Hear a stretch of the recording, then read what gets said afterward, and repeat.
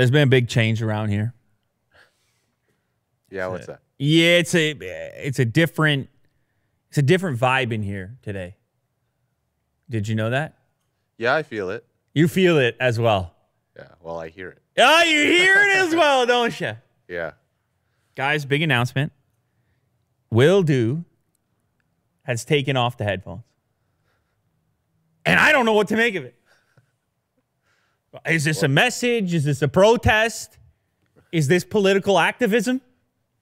No, I just like my ears to be circulated with air. There's no air. You got the hood on. Oh, that's true. I will take it off soon. I'm just getting used to it. Okay. Well, anyway, it's a new day. It's a new Will Do. He's evolving, which is what should happen. Change is the rule of the universe. Progression, evolution. Inevitable. Wonderful. You got to love it. Yeah. Also, just one more thing. You got a fancy Cybertruck on your desk. Yeah. Can you give a quick shout out? This was like 3D printed. It's really intense. It's got lights and everything that's working. Shout out to John Mantis. John Mantis. That thing is so cool. Look at it. Representing now all the Cybertruck news that we do. Look how cool that looks. It's intricate. The details, the brake light and the headlight actually functions. So wheels. Shout out there. Very cool. Lou Later viewer sent it to us. It's incredible. Yeah. What a time. What a time. 3D printed Cybertrucks. There's no real Cybertruck yet. We got the Cybertruck model going on. We have a lot of news to cover. I know we've been absent, probably a little too absent. Before we rolled on this episode, Kirk said we're going to be uploading daily this week. That's Monday. That's Tuesday. Wednesday. Actually, you know what? I can't shoot on Wednesday. I'm supposed to go skiing on Wednesday with the kids. Can someone take over? That's Monday. That's Tuesday. That's Thursday. Anyhow, there's a lot of stuff that's been taking place, so we got to just stay up on it. And today we got a hot one. Apple working on a radical iMac redesign using a single sheet of glass. It's always radical when you're dealing with some sort of a concept. It's radical. You report on it. You write about it. It better be radical. Otherwise, what are you doing? No one cares. So it is just a patent for the time being. It's at the U.S. Patent and Trademark Office. And the patent states it's for an electronic device with glass housing member. Member. You know about members. And so we have a drawing here, a picture. It's a very bizarre looking device with what looks like a traditional keyboard trackpad scenario wedged into like a partial laptop that never extended to become a full member laptop. And the screen just continues. The screen just goes down to the table, bends, and then it's this tiny little wedge shape to it. But the screen looks really large as well in comparison to the keyboard. That's got to be, that's 30 inches or something like that. So there's two trackpads? Are these trackpads? It looks like there's two trackpads, or are they displays? Oh. I don't know. Yeah. Is it trackpads, display? Is there a frame? No frame? Is the whole thing? It's hard to know looking at this. Now, if it gets even more interesting, Will, I need you to scroll down just a little bit more. Would you look at that? Particularly the figure on the right. How bizarre is that? You have the wedge-shaped design of this iMac concept with a slit in it that can fit a MacBook keyboard and trackpad. So your MacBook slides in from the backside.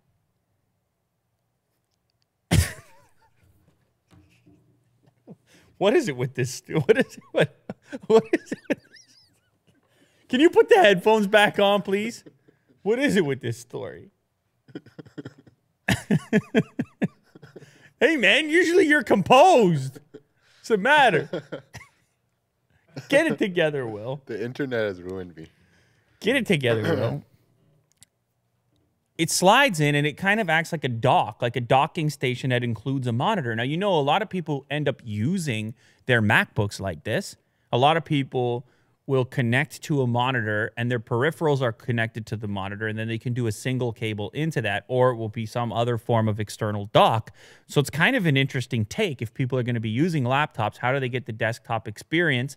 Where do you put it? Do I think Apple's ever going to do this? I don't know. Probably not.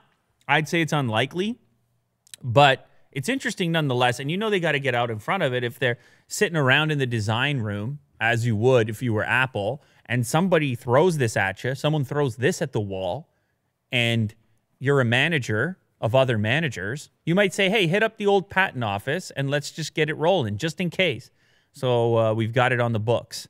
And that might be what's going on here. But it's cool to see, to imagine a type of device like this, unlike what we've seen in the past. I don't mind doing that. And so it could be modular by the looks of it. But these are obviously two different concepts. The first one, a replacement for the current generation iMac with what looks like an actual physical keyboard and possibly 2 trackpads. And then the next figure, figure 12C, showcasing the modular version of the monitor laptop scenario combo. So what can we say about it? I mean, yeah, you can't stand still. You got to do something different. The iMac formula actually has a kind of antiquated feel to it in 2020. The iMac looks essentially the same as it's always looked. It's a stick. It's a computer monitor on a stick. I mean, it was really. It's still pretty modern. No, I mean it's cool looking. Don't get me wrong, but just the general functionality and form factor is the same. It's gotten better and thinner, and the materials have improved. The display has improved. The horsepower's improved. I'm not trying to take a shot at the iMac. Yeah. I'm just saying, I mean, I had the shop downtown. I was looking at iMac G5s. It was a white rectangle on a stick. Looked like a popsicle. You know? Yeah. So the color changed and the components changed, but it's roughly the same thing. So what does that futuristic form factor look like for a desk? I guess that's what Apple's aiming at. And the truth is, for the modern person, it might be more of a laptop monitor scenario. Mm-hmm. And laptop monitor scenarios right now aren't that great. They kind of suck because of docks and dongles and that whole life. If you had something supported from Apple that was modular where you could just bring the laptop, slap it in, you got, hey, man, that's kind of compelling. Hey, man. There you go. Will, man, you got to put the headphones back on. I don't know. It's pretty wild around here. Post-headphone, Will. I don't know. PlayStation 5. Is this the first real photo of the console? Will, is this the first real photo of the console? Dun, dun, dun. It's not as cool as I thought it would be. Okay, that's because it's not. Oh, okay. That's because it's not. Okay, which is fine. The first real photo. It's not of the PS5. Yeah, this is a story that took a twist. So of course, I'm reading my Giz China Chinese gadget reviews, as you would do if you were me in 2020.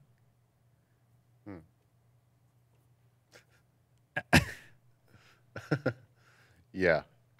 Giz China? You read it a lot? No. But it has been on the show a number of times because it's in the Google News feed. And the algorithm saw a couple clicks and it started feeding me. This looks pretty real, man. No, it looks great. But anyway, let me get to the whole story here. Basically, what happened, I click on the story, PlayStation 5 first real photo. I scroll. I do what you do. I say, well, it's not a render. I see the slash leaks on it. It looks like a grainy photo. And so my receptors in the mind say, meh, probably, maybe, could be something here. I keep scrolling. And eventually there's a video. And the video, which has now changed its title, is simply entitled, "This video is fake and CGI." And this is where the story takes a twist. What was it before? I don't remember. It was PS5 something early unboxing or PlayStation 5. Oh. PlayStation 5 captured. I mean, there's this whole article here talking about how this design makes sense. It's believable. It's a leak, but it's probably real. Maybe it says what the name of the video was, the title. It doesn't say, but it was something along the lines of PlayStation 5 spotted or something like this. But then here's where the story takes a twist. I click on the video fake and CGI, And I'm looking at it, I'm saying, man, this is pretty convincing, the video that you're showcasing right now. Now, if you take it out of full screen real quick, take it out of full screen. Oh, you got to go to the YouTube. Oh, no, actually, just go to the next link. I gave it to you already. I gave you the next link up in the bar there. How to win the interwebs. Make a PS5 video. And this is where we come in, because I'm reading the article. I'm looking for the next PS5. And this guy does an actual VFX breakdown of how he generated all of this. And it is actually pretty amazing, the amount of work that went into it. But he's right. He kind of won the... I mean, I don't know what it takes to win the interwebs right now, but we're talking about it. And he's got 20,000 views on the how-to and probably a few more on the original. Look at the VFX. You can appreciate that, Will. Oh, yeah. Holy moly, going in there with Motion the arrows. Tracking, 3D modeling, compositing. This Yeah, is your all that stuff is cool. wheelhouse, isn't it, Will? Yes. Very cool. You live in this space Well, no. on a daily basis. This was you. You made this video. And then you leaked it to me on the Giz China so that it would get on the show. Yeah. He got a PS5 chime made for him. It's actually kind of cool. But like the important part here, what it leads you to is just how strange the ecosystem, the environment that we're in here, where you put the thing out, you get the story to report on it, you get us to talk about it on this show, it makes its way around, you have this leak, you get some other leakers on board, and you know, this becomes the culture.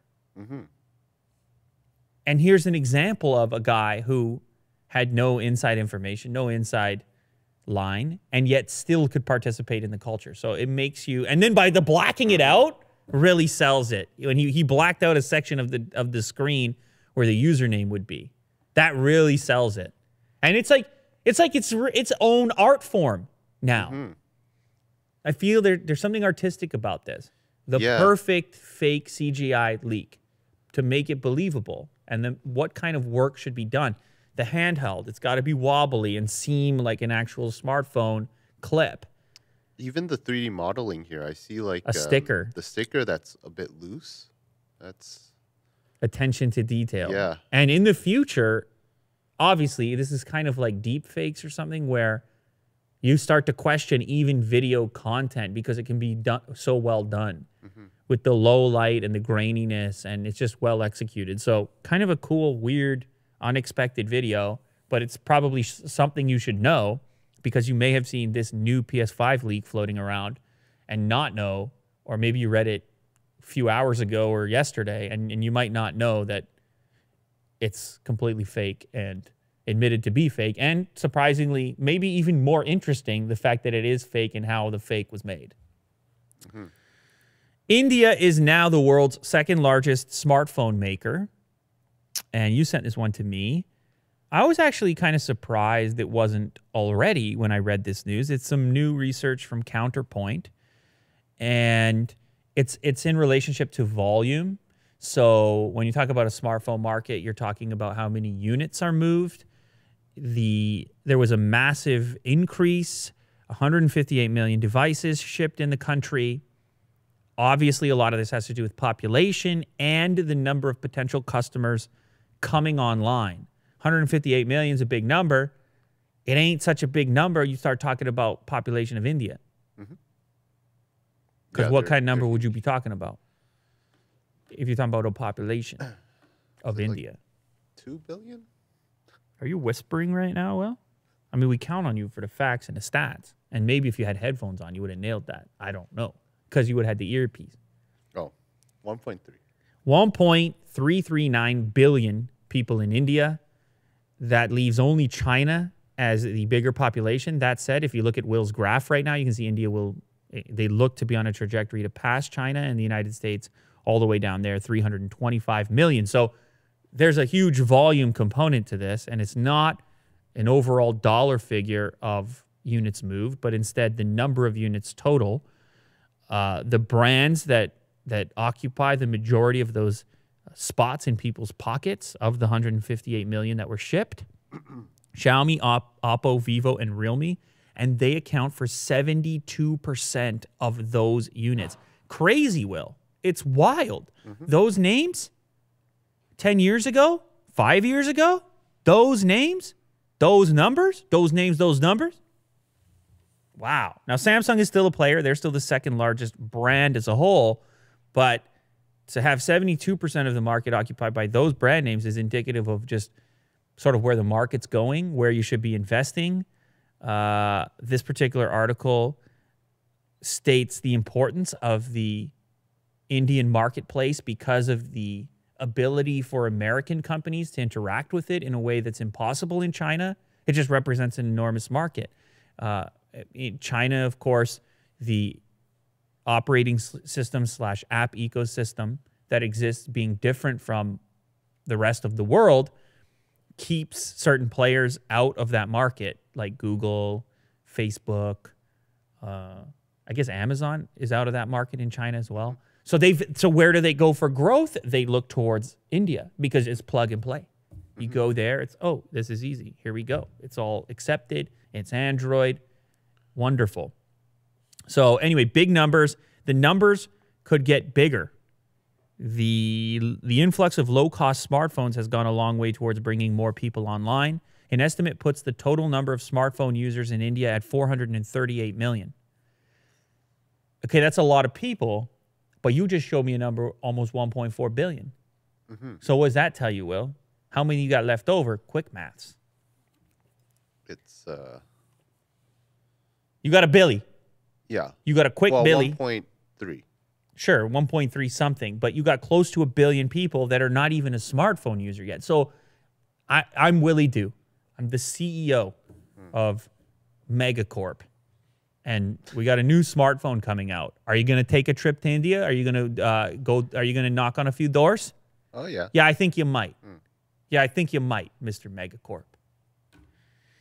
Anyway, interesting data nonetheless. You can look at the other brands represented in the graph there. You have Xiaomi representing 28%. That's a 5% increase in their market share. Samsung, a 5% decrease in their market share, coming down to 21% of the market.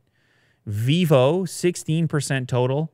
That gives them a 76% improvement year over year. Realme, oh my goodness gracious. Holy moly. Realme, 10% of the market, up from 3%. A 255% increase in market share.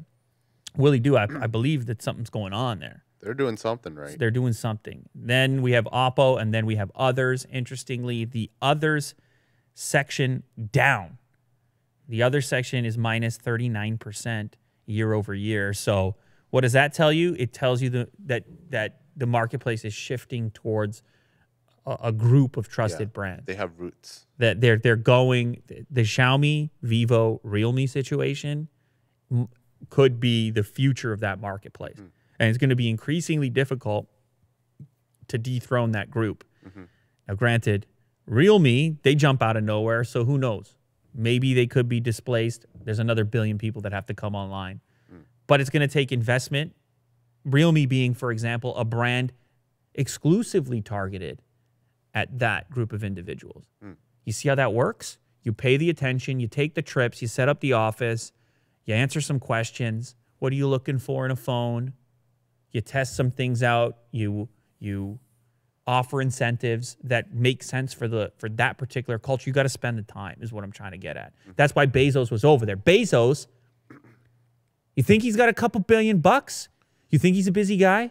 You think he's got options for what to do on a daily basis? He can go shoot the rocket. He can go play some golf. He can go talk to his lawyer. Or he can hop on a long haul out to India. It ain't easy, right? That's a long flight for a guy who doesn't have to do it. Point is, I'm saying, if you see Bezos pop up in your town, there's a reason for it. Yeah. It ain't fun and games. Bezos, he's running a clock. You know, I'm trying to. It's a input-output situation. You're not going to get that time unless there's going to be some output. So he, telling you, pay attention to where he puts himself, his person, on his person. You remember when they say that? The man was found with paraphernalia on his person. Because you are not just your person, Will. Eh. You're more than that. Oh. Remember we were talking about the disappointing numbers that showed up from the Taycan Turbo EPA rating? So obviously in the EV landscape, electronic vehicle landscape, a big topic of conversation is the range ratings for the various vehicles that are available and the stated range from the manufacturer versus what the EPA puts out as the range they find, the real world. We see this with phone manufacturers with battery life, recharge times, optimal, under optimal circumstance. Benchmarking. And so the EPA did the test on the Taycan that they had, and they caused a stir. And I remember we talked about it.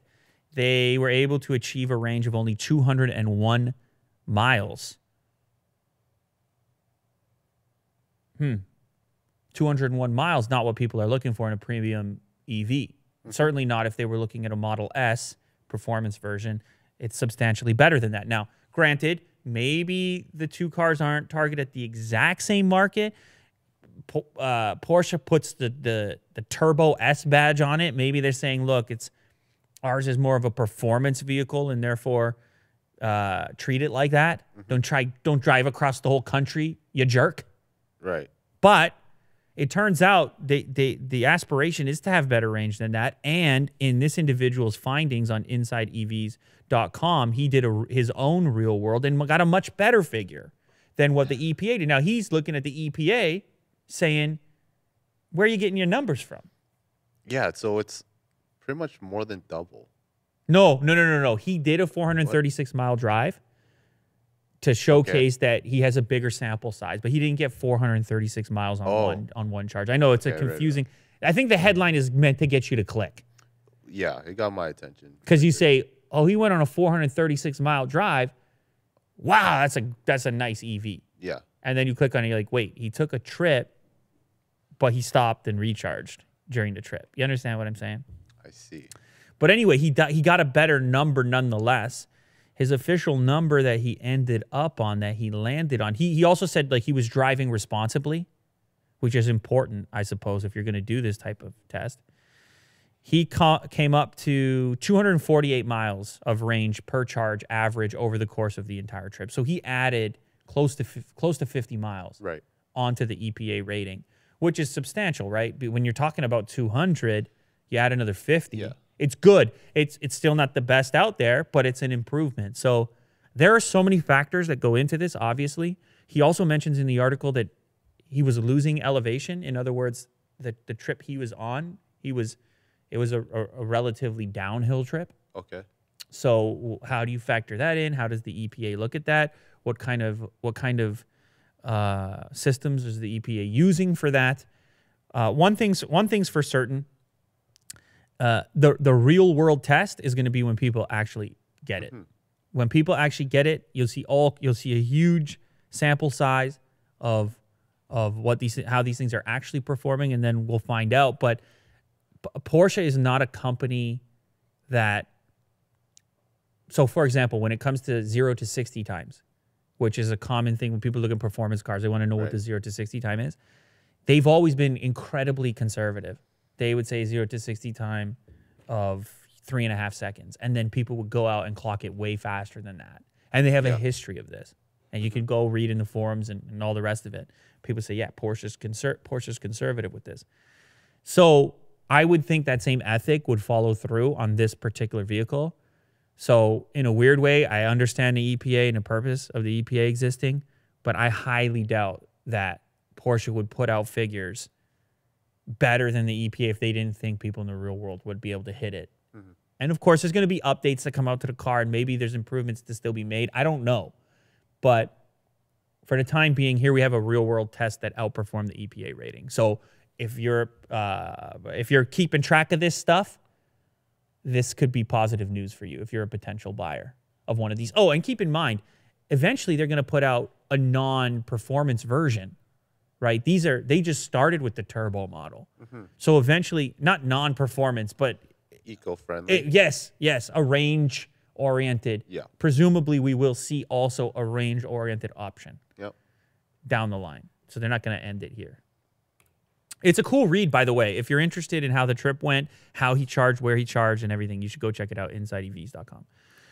Last one for the day. We have a new development in the land of Coca-Cola, and you know we got to keep the people up to date on what's happening because because I put a focus into Coca-Cola, and once again, the news is coming at me about Coca-Cola, and I find it to be interesting. We talked earlier about covering it. It's a thing that is widely recognizable by a huge swath of the world from a cultural perspective. Here we have an interesting Coca-Cola story from Japan where Japan gets all the cool stuff.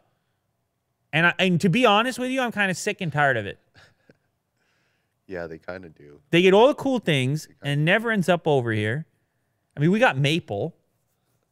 If you need something maple, damn, maybe they got good maple in Japan, do they?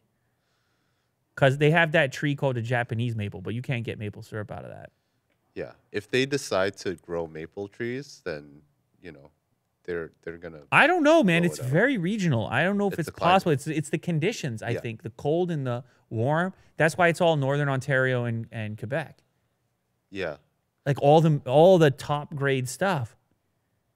Don't get me started on maple. I have a thing with maple. okay, yeah. Please don't take our maple.